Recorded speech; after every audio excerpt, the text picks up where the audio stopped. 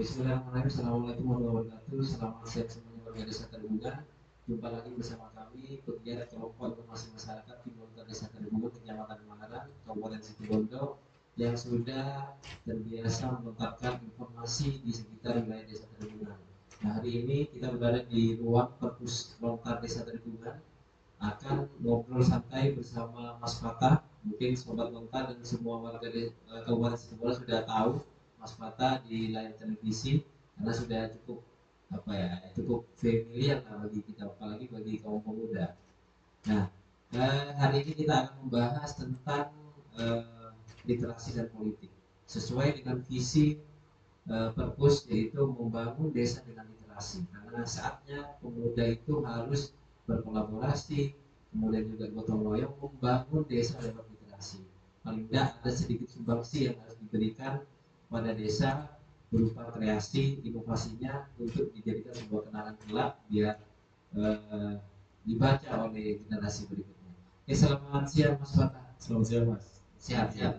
Alhamdulillah sehat. Udah berapa hari di situ? 2 hari. 2 hari. Tambah muda aja. Iya, kita harus selalu tampil muda Mas. Masih ya. Enak dilihat juga kan. Oke. Tapi ini perlu saya teruskan itu tadi. Jadi sudah banyak teman yang mengenal saya. Nggak semua orang mengenal saya. Paling teman-teman literasi yang mengenal saya. Tapi kebanyakan warga desa Situbondo sudah, Kabupaten Situbondo sudah tahu. Tahu juga ya. Mungkin juga tahunya lewat televisi dan juga yang berteman di sosial media akun Mas Fatah sudah tahu ya. Sekarang kita akan membahas literasi dan politik, Mas Fatah. Siap. Profil Mas Fatah, perjalanan Mas Fatah kan juga penulis ya. Iya. Sebelum menjadi konsultan ya. Betul. Di penulis.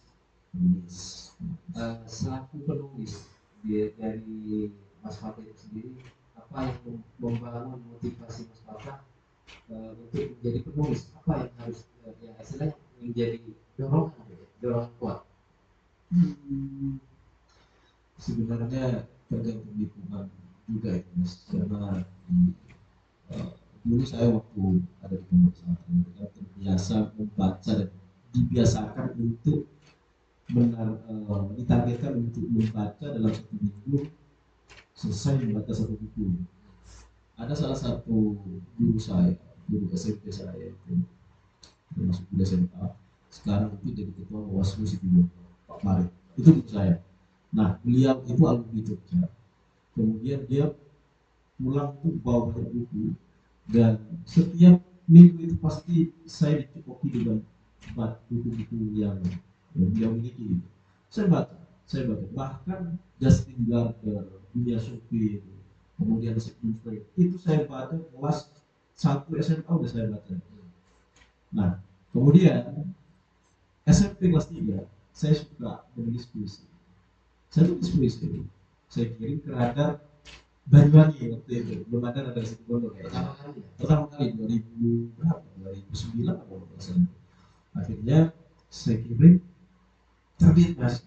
Nah, saya punya motivasi untuk ngirim ke orang radar Banyuwangi itu karena di pesantren saya menulis cerpen yang cerpennya isinya itu dianggap vulgar oleh pengurus pesantren, kemudian dicoret, disobek, dicoret, tulisan ini tidak layak ditayangkan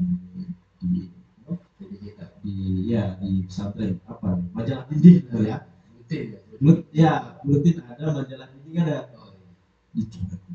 Akhirnya karena Laura saya itu dia juga memiliki literasi yang tinggi, bacaan yang tinggi, memotivasi saya. Termasuk guru saya ada sampai sekarang juga ada Pak Ahmad Murti. Dia motivasi. Tempatmu tidak hanya di media-media pesantren, kamu bisa kirim ke banyak media di luar. Akhirnya saya nyoba di radar Banyuwangi itu, dan saya nulis, saya kirim.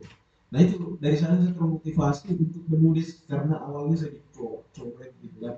Wah, ya ngerasa gimana ya Mas ya, kayak hati saya itu biasa kacau gitu ya. Dicoret sama pesantren lagi kan, dianggapnya vulgar, padahal nggak vulgar. Motivasi akhirnya terbit di pesantren. Setelah itu yang nyoret itu termasuk guru saya ya. Beliau bilang, wah ini memotivasi, kalian harus bisa begini. Jadi koran itu dibawa setiap dia ngajar itu dibawa ke kelas-kelas itu. Nah, gitu. Akhirnya setelah saya menekuni di puisi cerpen, sempat saya bersama teman-teman selesai kuliah balik ke kampung ke desa Sumberanyar di Batu Putih. Nah di sana saya dipertemukan dengan ada sahabat saya namanya Farhan. Nah sebelum kenal Farhan saya sudah kenal Mas Imron, ya kan? Mas Imron yang ada di sini, terus teman-teman literasi di situ Bondo. Nah kita sering berdiskusi soal literasi dan sebagainya, bedah buku gitu dengan Mas Malfi. Akhirnya 2017 atau 2016 ya? 2016 kalau nggak salah dipertemukan dengan Farhan sama ada Kak Saiful. Ketemu sama Farhan di sana, sama Farhan kayaknya kita punya frekuensi gitu untuk mengembangkan literasi di desa. Makanya hadirlah literasi Sumberanyar. Mungkin sebagian teman-teman ada yang mengikuti juga seperti itu literasi Sumberanyar. Dari sana kita buat kajian. Pertama saya berdua sama Farhan, kemudian ya Kak Ipul itu sebagai koordinator, keliling di kampung gitu, keliling ke musola dan termasuk di beberapa musola sama Farhan keliling, kemudian cerita apa ya, storytelling gitu, kayak cerita nabi-nabi dan anak, iya anak itu cerita itu.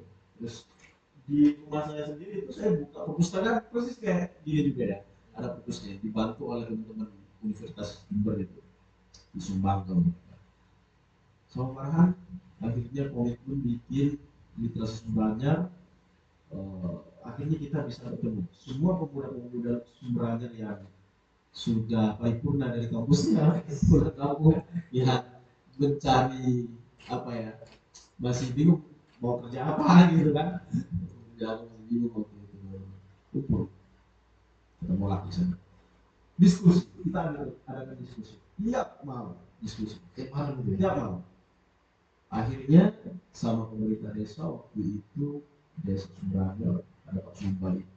Nah beliau memberikan uang kepada kita. Di sana ada parkiran desa dibuat kafe, kemudian kita diminta kelola BUMDes,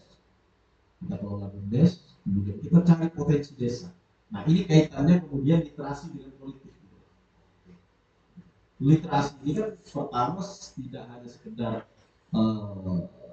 bicara literasi, kita tidak hanya sekedar kita harus sering membaca buku, tapi membaca lingkungan, membaca potensi desa. Kira-kira desa kita ini apa yang perlu kita kembangkan gitu. Nah kalau kita punya mindset ya, shifting mindset, menggeser mindset gitu, tidak lagi saya harus kerja di pemerintahan atau gimana gitu. Nah tapi kita enggak gitu. Kira-kira apa potensi desa ini? Orang-orang literasi berkumpul mencari potensi desa, ketemulah potensi desa itu sumber di Sumberanyar.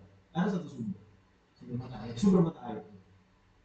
Nah sumber mata air itu dikelola jadi ya melalui keuangan BUMDes jadi wisata, jadilah ranah fantasi seperti itu. Ya aktornya ya kita Ipul, Yogi, anggota dewan sekarang itu yang dari Sumberanyar, kemudian Arifin, kemudian Farhan, saya, Pak Faktor, banyak anak udah semua. Akhirnya setelah menjelang 1 tahun atau 2 tahun gitu. Nah ini kan dari literasi ke politik kesejahteraan. Artinya ketika kita menemukan satu potensi desa, apa itu kemudian kita dijadikan tempat wisata desa itu, ini kan berdampak, ada dampak gitu. Dampaknya apa? Mungkin kesejahteraan terhadap masyarakat bisa membuat UMKM di sekitar itu gitu. Ada yang bertugas jadi parkir gitu. Itu sudah berjalan waktu itu, berjalan Sampai sekarang.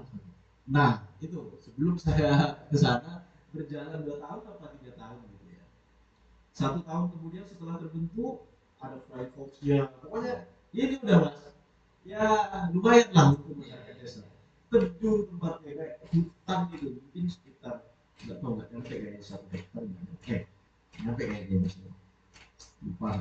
Aksesnya mudah ya? Aksesnya sangat mudah. Akhirnya waktu itu saya ke Jakarta, Yogi jadi ketua Bakpo HMI Jawa Timur, Kak Ipul sudah bertugas di lintas kabupaten, Farhan sudah jadi guru di Semasa. Akhirnya kita sama-sama berpisah, kita serahkan ke salah satu orang yang aktif di organisasi kepemudaan di ya ada Ansor. Kita setelah kita tidak ikut nyemplung, sekarang itu kafe itu sudah kembali jadi parkiran.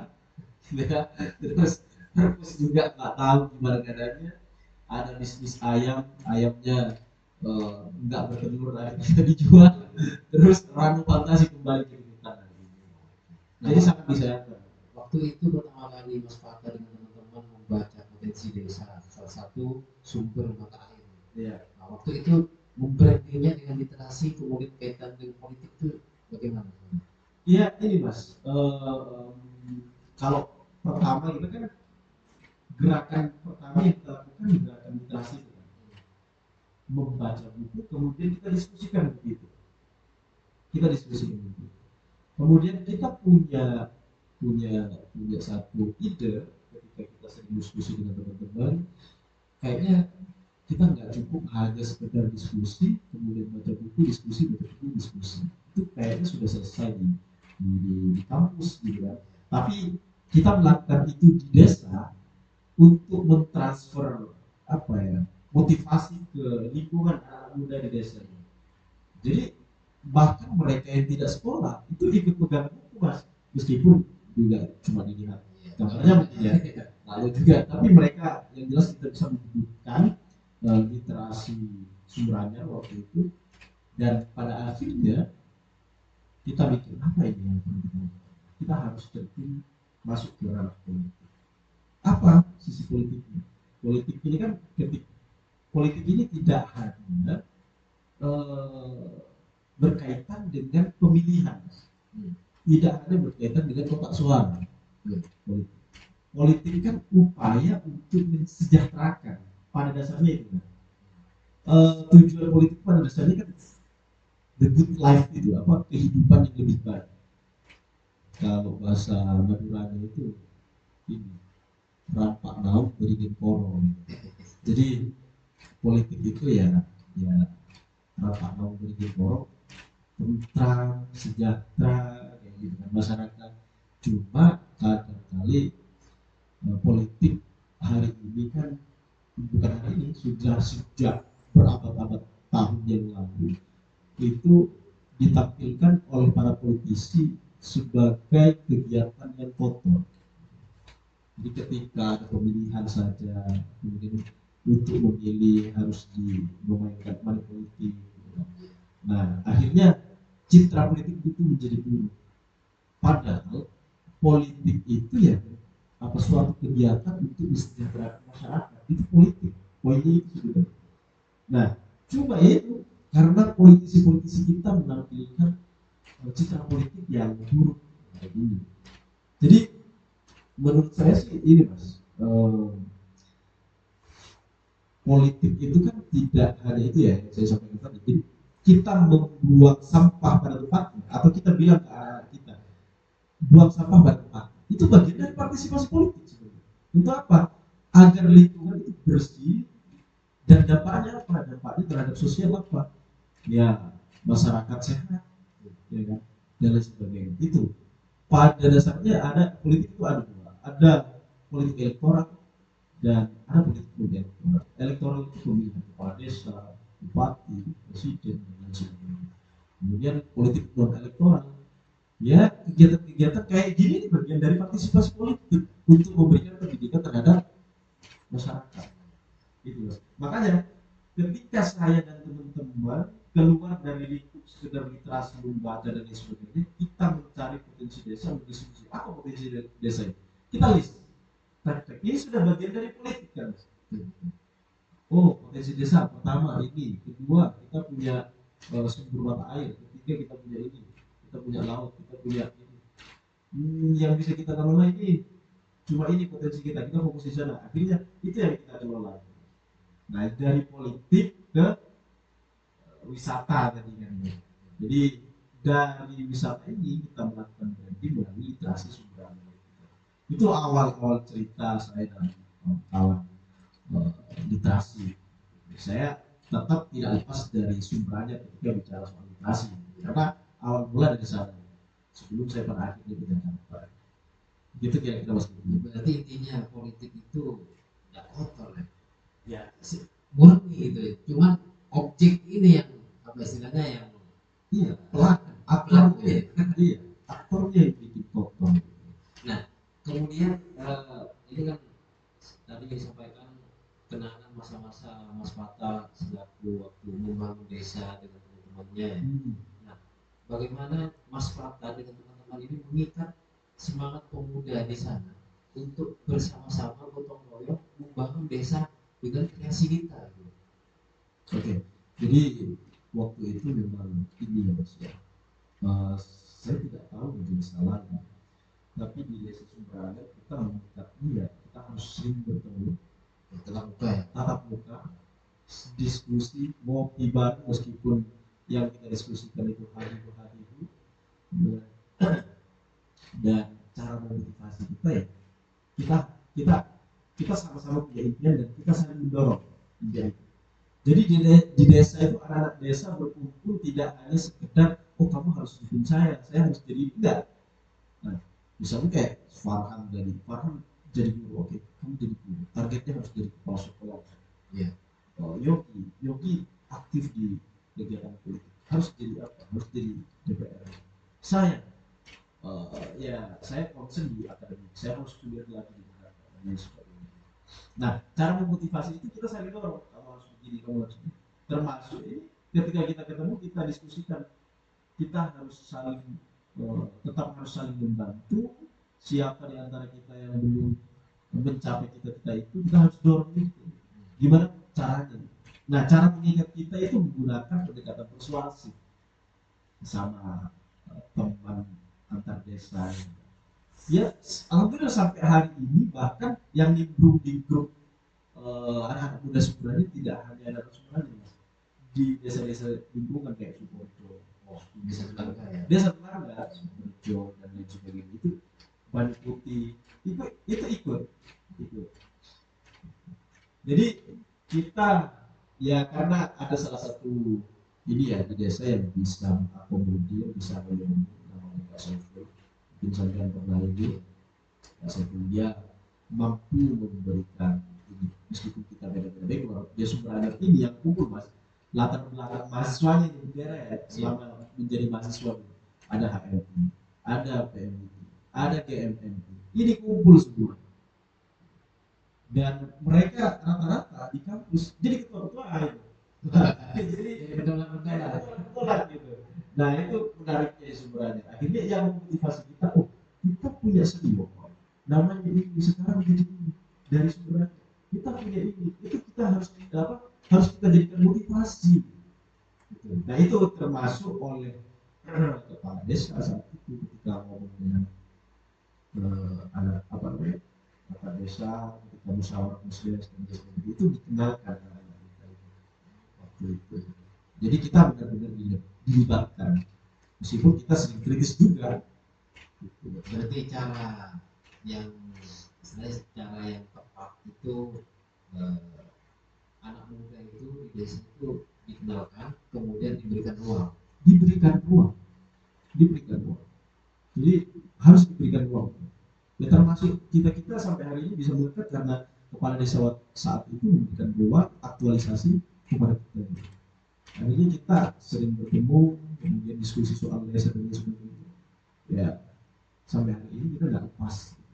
Meskipun sibuk dengan kegiatan masing-masing ada yang di usaha, UMKM, punya ternak kambing dan sebagainya.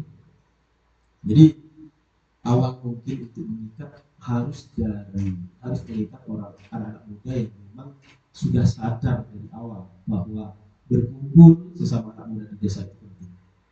Nah, baru setelah itu kita mentransfer memberikan energi kepada anak-anak muda di luar kita.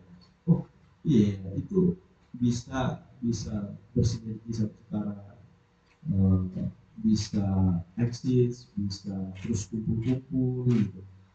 Nah itu memberikan ini kan motivasi ke anak-anak muda di lingkungan kita, terus adik-adik kita minimal. Jadi kira-kira begitu mas. Mas Fata kan penulis sudah berapa karya? Saya sebenarnya agak pasif juga. Sekarang 6 buku. Kalau karya ilmiah satu karya ilmiah yang benar-benar sesuai dengan metodologi akademik yang sesuai ini ya, kampus penelitian gitu. Nah, itu soal politik gitu. Buku-buku terakhir soal politik. Terakhir saya itu 2022 kayaknya sih, 23 ya gitu. Habis itu karena suku tidak pendidikan dan sebagainya ini sebenarnya mau tulis lagi mas, sedang merancang satu buku untuk menceritakan bagaimana perbandingan mengkomparasikan politik di setiap daerah, baik situ Bondo, kemudian ada Toba di Sumatera Utara, kemudian ada Buton, kemudian ada Papua, ada NTB gitu. Jadi mau saya tulis membandingkan antara politik dan setiap daerah itu seperti apa. Terus mau dikemas ya jadi buku. Iya, mau dikemas dalam buku. Dari 6 buku karya Mas Fata ada tak tentang asmara?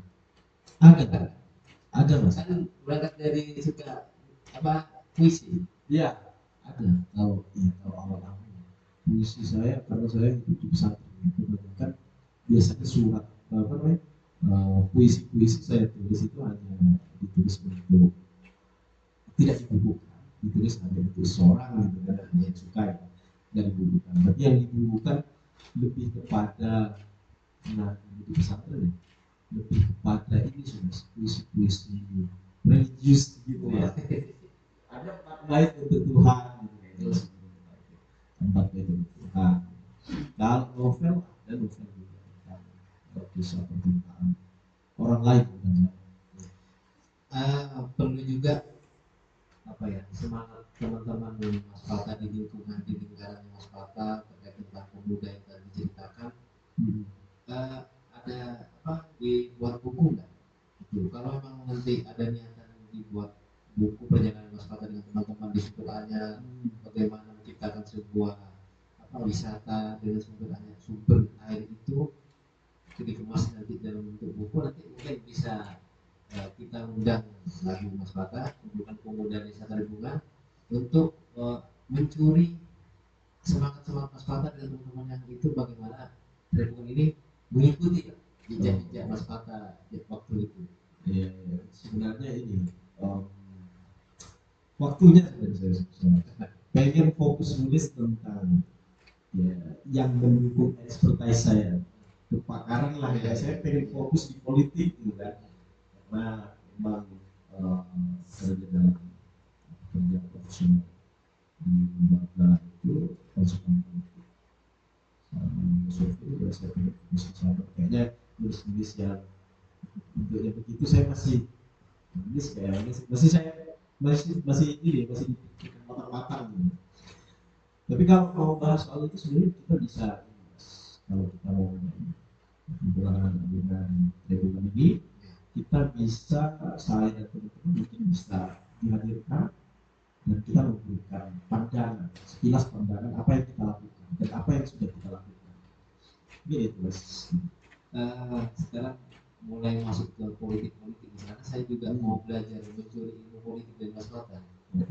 Karena levelnya sudah nasional gitu kan. Nah, Mas Fata terjun ke politik saat ini itu dorongan pribadi atau dipaksa dengan lingkungan atau gimana sih? Kalau politik kan ini mungkin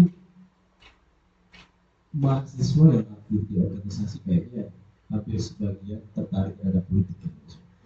Cuma waktu itu saya kuliah di sini di luar dan saya melanjutkan lagi S1 di Jakarta, S2 di Jakarta di Universitas Nasional di STIP. Nah, lanjut di Universitas Nasional di Jakarta selesai. Sejak itu juga saya semakin memantapkan diri untuk fokus di dunia politik. Saya ingin memberikan pandangan bahwa politik itu tidak seperti yang kita bayangkan, tidak seperti yang orang anggap bahwa politik itu kotor dan lain sebagainya. Meskipun faktanya politiknya seperti yang kita lihat, ada banyak politik kotor, saling sikut kotor, saling benci. Nah, cuma yang memotivasi saya untuk terjun di dunia politik, saya ingin memberikan pendidikan politik gitu.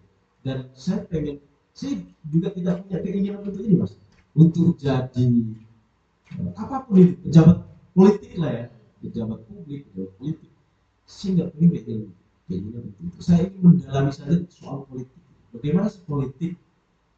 Kenapa sebagian anak-anak muda mungkin apatis terhadap politik, tidak suka politik?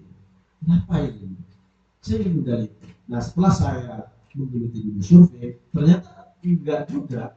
Bahkan anak-anak muda hari ini lebih tertarik dengan politik yang dibawakan oleh anak-anak muda yang lain di media sosial, bahwa politiknya begini loh gitu. Misalkan hari ini ada Ferry Irwandi yang lagi ramai. Dia menampilkan satu argumentasi, satu ide, satu pemahaman bahwa anak muda harus terjun ke politik. Kalau anak muda tidak terjun ke politik, maka kita akan dimanfaatkan oleh politik di sini. Kenapa? Karena begini kan, Mas. Kita anak muda mungkin selesai kuliah mencari pekerjaan. Pekerjaan di mana cara mendapatkan pekerjaan? Kalau pekerjaan itu terbatas aksesnya. Kalau terbatas aksesnya, siapa yang akan memberikan pekerjaan? Pekerjaan ini kan muncul juga tidak lepas dari kebijakan pemerintah. Dan misalkan mungkin di Situbondo hari ini fokus di UMKM.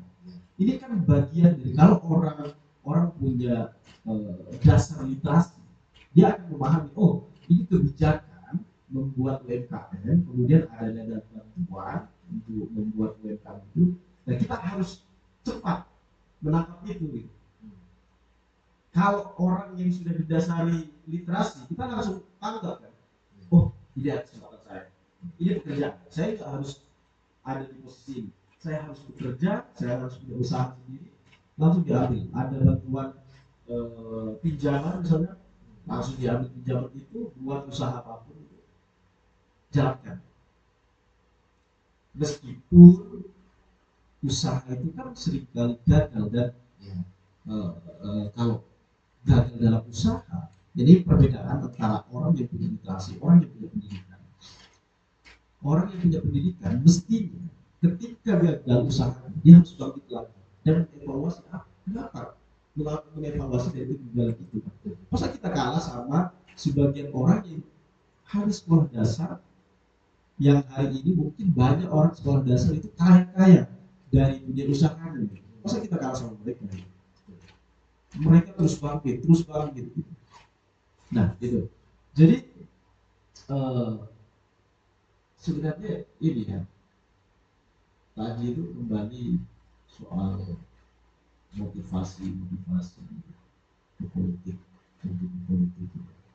yaitu dalam rangka untuk memberikan pendidikan politik, dalam rangka untuk memahami bahwa politik itu tidak seburuk yang kita bayangkan. Kita itu menjadi bagian dari pengurus desa, itu sudah bagian dari partisipasi politik. Kita melayani masyarakat, ya kan? Itu memiliki dampak yang sangat luar biasa untuk masyarakat. Itu bagian dari partisipasi politik. Saya pikir itu.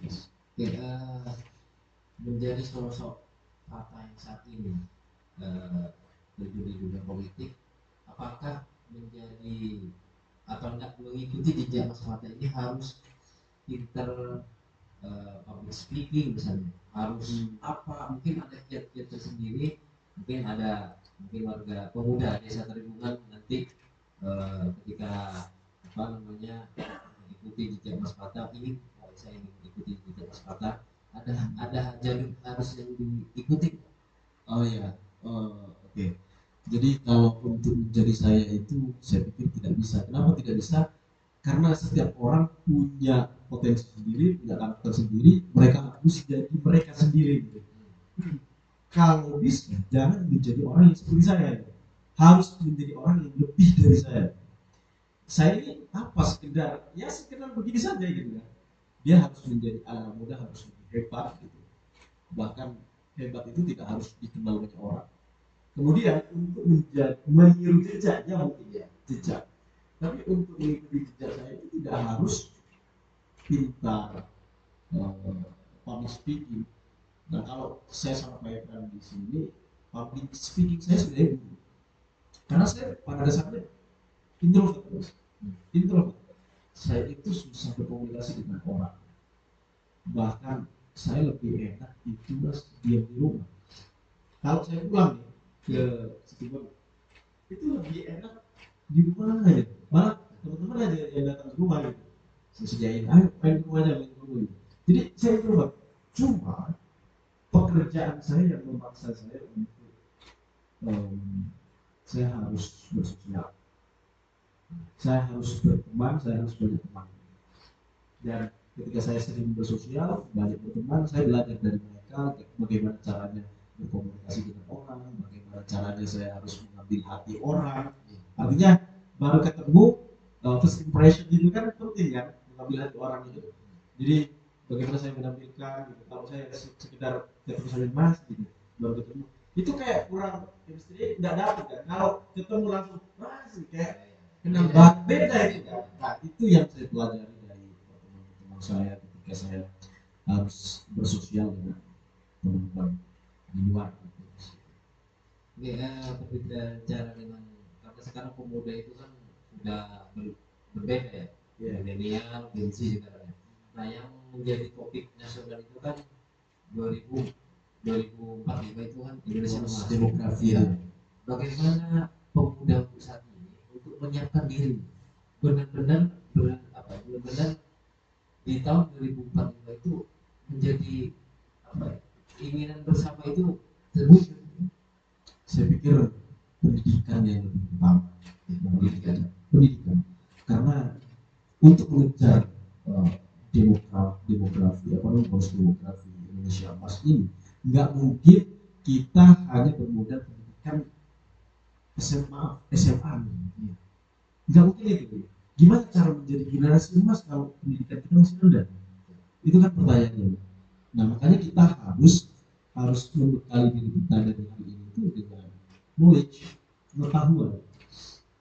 Dan kenapa harus ini ya, pengetahuan itu kan kita bisa belajar apapun, dari banyak buku kita belajar itu. Cuma ada hal yang mungkin bukan dianggap penting, ya nggak dianggap juga, itu tergantung perspektif orangnya ya. Ijazah, kalau kata guru gitu kan, ijazah itu hanya menandakan bahwa kita selesai sekolah gitu. Tapi itu penting untuk kita bawa ke dunia kerja. Tapi alhamdulillah sampai hari ini saya nggak pernah membawa ijazah saya untuk melamar kerja. Nah, kita apa yang saya tampilkan selain knowledge itu tadi, skill, kemampuan, apapun yang kita punya, kemampuan kita. Misalkan teman-teman mau bikin dari video kayak gini kan, bikin YouTube, nah itu tekuni skill apapun itu. Dan hari ini kan artificial intelligence atau AI itu kan penting kan. Mungkin teman-teman bisa belajar tentang ke depan tentang AI, perkembangan AI apa gitu. Karena ke depan kita tidak lepas dari dunia digital, teknologi. Nah selain itu ada knowledge, kemudian skill, dan yang kedua sebenarnya ada yang namanya attitude, sopan santun, sikap. Jadi itu yang saya pelihara, itu yang saya jaga dari tiga komponen, knowledge, attitude, dan skill. mudah itu. Relasi itu belakangan, Mas. Kalau kita mempertahankan kita sopan setiap bertemu orang, ya, sebagai anak muda menghargai yang lebih tua, kemudian sebagai anak muda kita harus terus menjalin komunikasi dengan teman-teman sahabat kita, gitu kan. Kemudian sebagai anak muda kita punya wawasan, punya pengetahuan, bisa diterima oleh banyak orang. Kemudian kita punya skill, kemampuan kita. Kita kalau cuma datang, Mas, saya butuh kerjaan, apa kemampuannya? Nggak ada. Kan orang bingung juga, mau dikasih pekerjaan apa gitu. Nah, tiga inilah yang mungkin harus kita miliki, dan kalau kita miliki ini, orang mungkin nggak bakal tanya, mana ijazah? Orang nggak bakal tanya. Oh ya udah, kamu kerja seperti ini. Mungkin tinggal begitu gitu. Kira-kira begitu, Mas. Oke, Kita siapkan.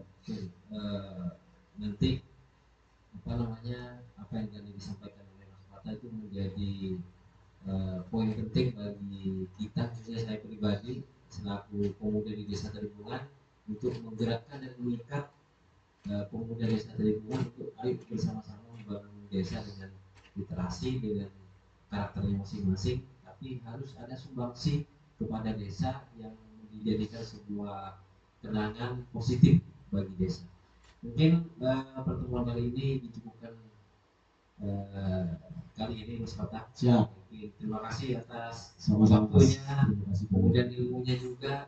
Yang paling terakhir, Mas Fatah, ada apa istilahnya motivasi yang mau disampaikan kepada pemuda desa Tribungan?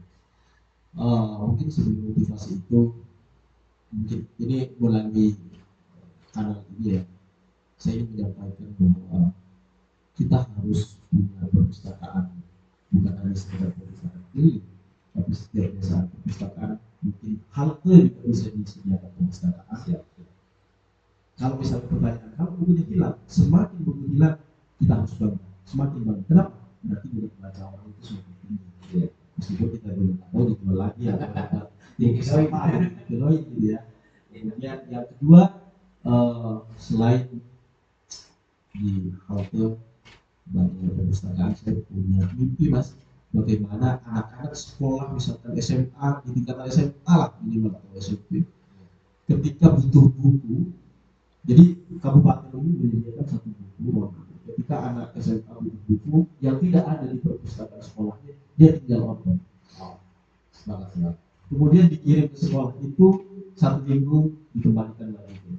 Jadi itu yang harus disubsidi oleh pemerintah, tidak hanya sekedar misalkan subsidi sembako, subsidi BBM dan sebagainya. Minimal bacaan, karena begini kan, akses minat baca itu sebenarnya tidak rendah. Kalau kata teman saya itu Sofyan, imam besar GSM ya, dia bilang saya tidak yakin bahwa minat baca masyarakat Situbondo itu rendah. Hanya saja akses terhadap baca buku itu yang tidak ada. Nah, mungkin terakhir dari saya untuk anak-anak teman-teman pemuda di Tribungan ini, di Tribungan ini banyak tokoh-tokoh, banyak tokoh muda yang luar biasa saya pikir ya. Ada banyak mungkin yang teman-teman tidak tahu, dan saya pikir teman-teman di desa Tribungan ini masih aksesibel lah untuk mendapatkan bacaan-bacaan yang lebih bagus, dan itu harus dikembangkan. Khususnya untuk desa Tribungan ini bisa dibuat tempat diskusi agar terbentuk ruang deliberatif, kata Abang. Jadi diskusinya ruang desa ini dijadikan tempat diskusi, lahirlah satu gagasan kayak manifestasi yang saya sampaikan tadi. Kira-kira itu, Mas. Terima kasih, Mas Pata.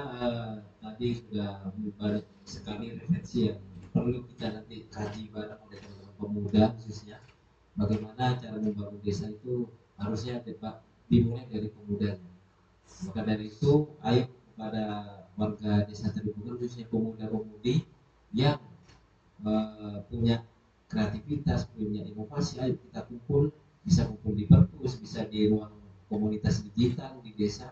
Sudah disediakan sarana-sarana oleh kepala desa untuk memberikan ruang kepada pemuda-pemudi yang ada di desa Tribungan bersama-sama membangun desa harus lebih maju dan lebih baik ke depan. Itu yang perlu kita sampaikan. Terima kasih Mas Pata atas waktunya dan juga teman-teman semuanya. Kita akhiri. Assalamualaikum warahmatullahi wabarakatuh.